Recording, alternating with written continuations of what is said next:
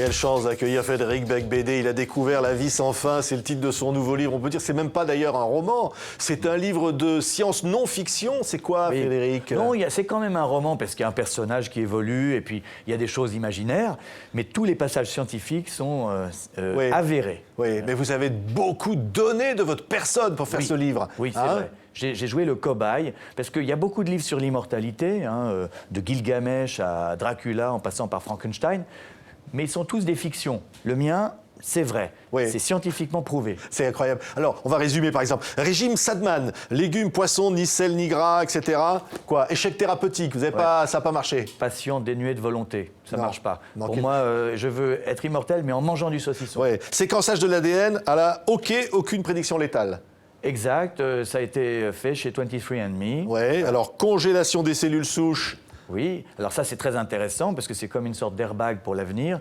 On prend vos cellules d'adulte, on en fait des cellules iPS et on les congèle à moins 180 degrés. Oui. Voilà, ça peut servir un jour. C'est super. Alors, transfusion de sang au laser, ça a marché sur vous, ça? Oui, vous l'avez j'ai fait à Viva Mayer en Autriche. On vous met une intraveineuse avec de la lumière dans le plasma. Vous voyez, regardez, je suis boosté. On vous a même fait thérapie génique par injection des facteurs Yamanka, thérapie génique par cryogénisation. Non, mais attendez, vous avez tout fait. Ça, j'ai pas fait parce Non, que vous ces avez pas trucs-là, fait. ils sont pas vraiment au point. Et si jamais on vous injecte une thérapie génique aujourd'hui sans sécurité, vous pouvez choper une tumeur à l'endroit où on vous a piqué. Ouais. Donc pour le moment, non. Mais c'est incroyable parce que votre bouquin, c'est quoi? Vous dites dans ce livre, moi, j'estime qu'avant 120 ans, si on meurt avant 120 ans, c'est une mort prématurée. Vous n'avez pas envie de mourir, en fait. Oui, pourquoi Jeanne Calment serait-elle morte à 122 ans et pas moi? Je veux dire, il n'y a pas de raison.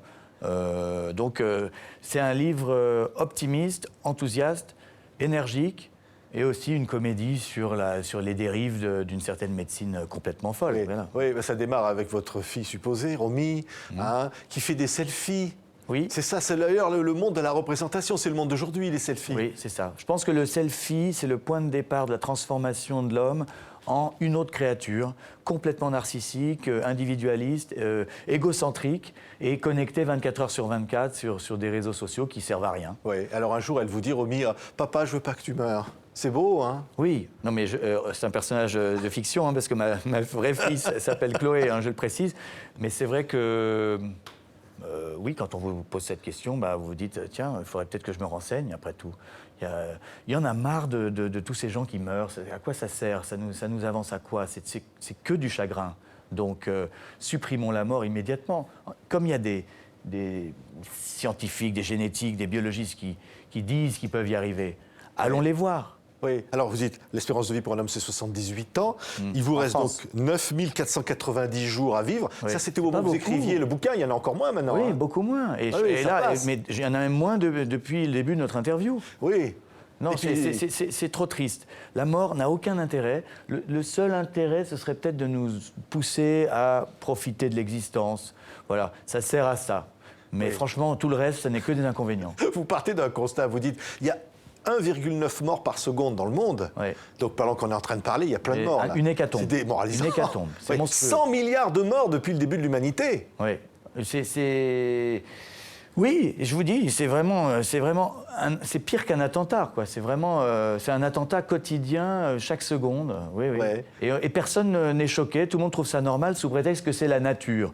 Mais pas du tout. On va corriger ça. Oui. Alors, par exemple, vous vous dites, faut trouver des raisons de vivre. Alors, vous énumérez, par exemple, des raisons de vivre pour un trentenaire célibataire, un père quinquagénaire, se couche à 7 h du matin ou se réveille à 7 h du matin, boit des vodka Red Bull ou alors du Coca Zéro. Mais en fait, finalement, vous vous rendez compte qu'il y a aussi la vieillesse derrière tout ça. Oui. Quoi, vous trouvez ça bien, la vieillesse? Non, pas du tout. Alors moi, je suis contre la mort, je suis contre la vieillesse, je suis contre la maladie. C'est un livre militant.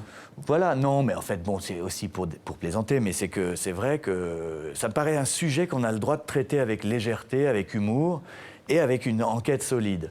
J'aime bien, de toute façon, moi, faire disparaître la frontière entre le roman et la réalité. J'ai toujours fait ça. Tous mes livres, finalement, sont des livres assez branché sur le réel, connecté sur le réel. Voilà. Ouais. Vous citez Mark Twain au début du livre, vous dites la différence entre la fiction et la réalité, c'est que la fiction doit être crédible, Oui. alors que la réalité n'est pas toujours crédible. Mais hein. justement, aujourd'hui, franchement, dans mon livre, les passages les plus fous sont ceux qui sont vrais. C'est-à-dire que c'est par exemple le patron de Harvard Medical School qui m'explique comment il va humaniser des porcs en modifiant leur ADN pour qu'on puisse se faire greffer tous des foies, des reins, des poumons, des cœurs de porcs.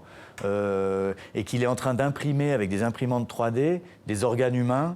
Enfin, oui, je pense que j'ai essayé après de mettre un robot, de mettre des personnages farfelus, mais je ne peux pas rivaliser avec la réalité. Oui, mais rivaliser par exemple avec un robot, eux ils peuvent être immortels, ils sont plus forts que nous. Hein. Les robots, ouais, ils travaillent 24 heures sur 24, gratuits. Il faudrait humaniser un robot, ou devenir un robot soi-même. C'est quoi l'avenir? C'est une des pistes qui est évoquée dans le livre, le téléchargement du cerveau sur disque dur, le fait qu'il y a de moins en moins de différence entre les réseaux de neurones artificiels et les réseaux biologiques. Donc, il y a certains malades qui espèrent devenir Siri, si vous voulez. Donc, bon, je ne sais pas si c'est la piste que je préfère. Ouais. Parce que ça veut dire qu'en gros, vous devenez un disque dur et donc vous ne pouvez plus bouffer... chez Guy Savoie. Oui, ça vous aimeriez pas. C'est ça qui est intéressant oui, c'est vrai. dans la vie. Oui, parce que ce livre est couvert des bonnes choses de la vie aussi. C'est un livre vraiment optimiste. C'est vous, ça respire de bonheur. Alors, vous faites des listes comme ça. Vous dites, par exemple, ceux qui sont morts trop jeunes ou trop vieux. Oui, alors, je trouve qu'on surestime la mort jeune, mais c'est une injustice. C'est vrai que voilà, James Dean est mort trop jeune et il est devenu une légende. Et quand on n'est pas mort jeune, ce qui est mon cas, du coup, il ne faudrait jamais mourir, en fait. Ouais. Parce qu'on meurt toujours un peu trop vieux après. Oui, c'est emmerdant. Alors, dans la liste des gens qui sont morts trop vieux, vous citez Gérard Depardieu et Harvey Weinstein. Hein non, mais c'est un contexte d'une liste assez comique, bon, où il y a des noms qui se répondent, mais bon, ouais. voilà. Ce qui est fou, c'est que vous dites, effectivement, ça c'est vrai, qu'une cellule ne meurt jamais. Alors là, on est plein d'espoir. Oui. Mais en même temps, on découvre avec vous qu'on ne peut pas régénérer les cellules du cerveau, mais on peut régénérer les cellules de n'importe quel organe, mais pas le cerveau. Oui, pas le cerveau pour l'instant, mais c'est vrai que c'est parce qu'elles sont assez spéciales. Cela dit, je ne sais plus qui m'a dit qu'en faisant beaucoup de sport, on avait constaté sur certains des neurones, des synapses qui se développent. Donc ça veut dire qu'il faut faire beaucoup de sport, mais ça, je ne suis pas candidat pour l'instant. Il faut arrêter de se droguer. Hein. Ça, c'est un truc, vous dites vraiment... Ça dépend quelle drogue. Ça dépend en vieillissant, on est obligé. Hein. Non, il y a des drogues aux États-Unis qui ne sont pas distribuées en France, mais comme une qui s'appelle Elysium Basis, qui contient je ne sais pas comment on appelle ça, une molécule qui booste les mitochondries. Les mitochondries, c'est la centrale énergétique de vos cellules. Donc, il y a aussi des gens qui travaillent sur des drogues qui prolongent la longévité. Ce qui est extraordinaire, c'est qu'il y a de la poésie aussi dans ce livre, Frédéric. Vous regardez les étoiles, vous dites, tiens, voilà, il y a des lumières qui nous viennent d'étoiles mortes. Mais elles continuent, comme ça, on continue de les voir. Vous dites, au fond, c'est après la vie, il y a encore quelque chose. Parfois, c'est des étoiles qui clignotent. Vous dites, c'est comme un appel de détresse. Oui, c'est vrai. Quand on regarde le ciel la nuit, on voit énormément de choses mortes qui brillent toujours. C'est un symbole merveilleux, je trouve. Mais c'est comme aussi quand on téléphone à quelqu'un qui vient de mourir et qu'on entend sa voix sur son portable, sur son répondeur. Il y a quelque chose de bouleversant. Et là, ces jours-ci, Jean d'Ormesson publie un nouveau roman. C'est extraordinaire. D'ailleurs, il s'appelle Je vis toujours. Bien sûr. Encore. Le cinéma, en fait, l'art, c'est la tentative ultime pour vaincre la mort. Vous pouvez voir des films avec des acteurs magnifiques qui ne sont plus là. Donc il y a quand même cette démarche, et la démarche des écrivains, c'est d'échapper à ce destin funeste. C'est extraordinaire, l'immortalité. Mais vous pourriez aller voir au-delà de la vie, peut-être dans 120 ans, dans 150 ans, devenir immortel, peut-être que ça va arriver la génération d'après, ou même d'ailleurs revenir en arrière, avant même votre naissance. Pourquoi pas? Ça, remarquez, je serais curieux de voir comment c'était, parce que ça avait l'air marrant, les années 60. Moi, je suis né en 65, et malheureusement, j'ai loupé le moment vraiment rigolo.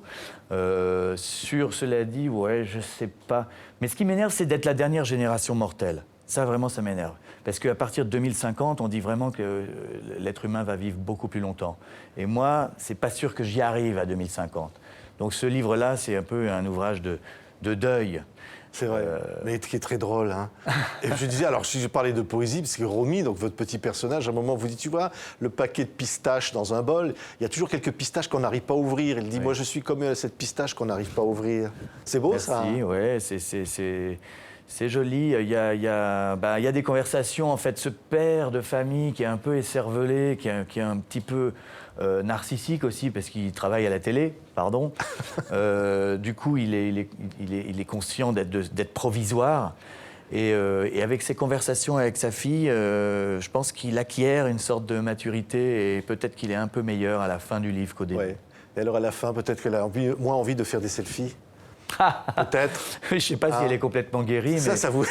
mais c'est vrai que bon, pour dire les choses rapidement, un des meilleurs moyens de vaincre la mort, c'est peut-être de donner la vie. Voilà.